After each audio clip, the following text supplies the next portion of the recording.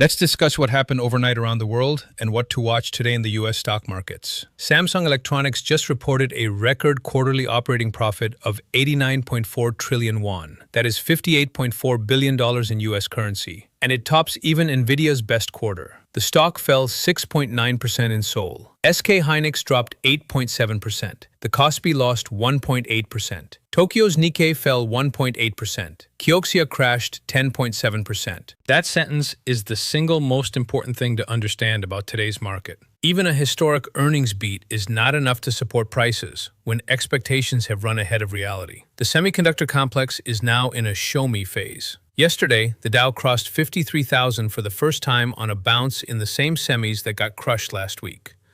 Today, those same stocks are under pressure again. The whipsaw is real, and if you are not positioned for it, it will rip your portfolio apart. Welcome to Market Lens. I am Daniel Reed. Today is July 7th, 2026.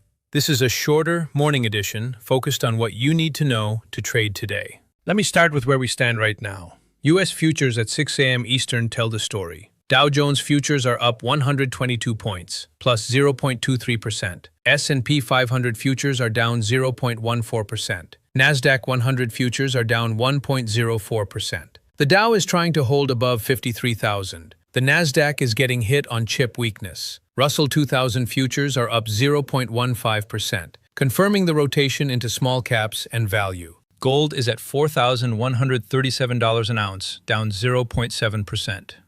The VIX is at 15.85, still calm by historical standards, but creeping up from the 15.10 low we saw last week. WTI crude is holding near 68.50.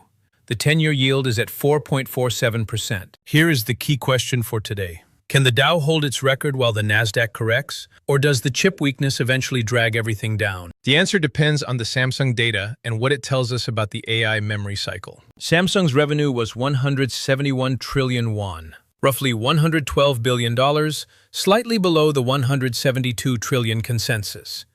The 19-fold profit surge came from memory pricing. DRAM prices rose roughly 45 to 55% quarter over quarter. NAND prices climbed about 58 to 65%. Those are extraordinary numbers. But the market is asking a simple question. How long can this last? Samsung's own management said they expect full-year 2026 operating profit around 300 trillion won, about $196 billion. That implies second-half profitability has to maintain the current pace. And with Samsung and SK Hynix announcing a combined $2 trillion capacity expansion plan last week, the market is starting to price the inevitable supply response before it happens. This is a mature, rational repricing. It is not a crash. But it means the easy money in memory chips has been made. For today, the pre-market action is already telling you how to trade. Chip stocks are under pressure. SanDisk is down roughly 14% in pre-market on memory cooling concerns. Micron is weaker.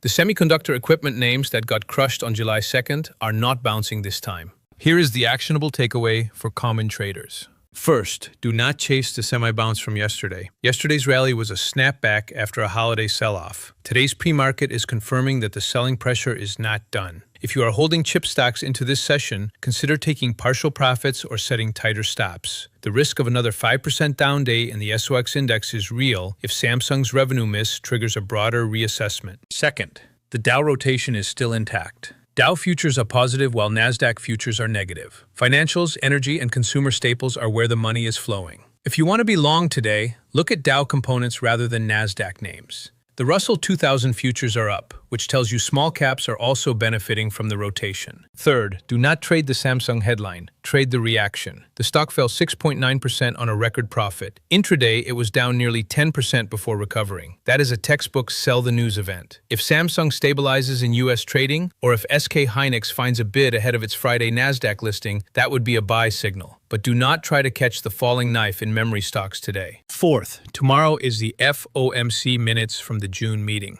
This is the first set of minutes from Chair Kevin Warsh's tenure. The market will parse every word for signs of division on the committee. Fed Governor Waller defended forward guidance yesterday, a subtle pushback against Warsh's preference for less communication. The minutes could create volatility. Do not hold oversized positions into the 2 p.m. release tomorrow. Fifth, earnings season is starting. Delta Airlines reports Friday, PepsiCo reports this week. S&P 500 companies are expected to post 24.4% year-over-year earnings growth for Q2. The bar is high. Guidance will matter more than beats. Here are the levels that matter. The S&P 500 has support at 7,350, the level that held during the June 23rd semiconductor crash. Resistance is at 7,550. We are at 7,537, right at resistance. If the Samsung sell-off spreads, we could test 7,350 today. The Dow has support at 52,900 and resistance at 53,100. The Nasdaq has support at 25,800 and resistance at 26,400. The bottom line is this: the market is not breaking, it is rotating. But the rotation is happening faster than most traders can react. Capital is moving out of semiconductors and into value names on an intraday basis. If you try to trade every swing, you will get chopped up. Pick a side and stay disciplined. For today, the safer side is value and small caps over growth and semiconductors.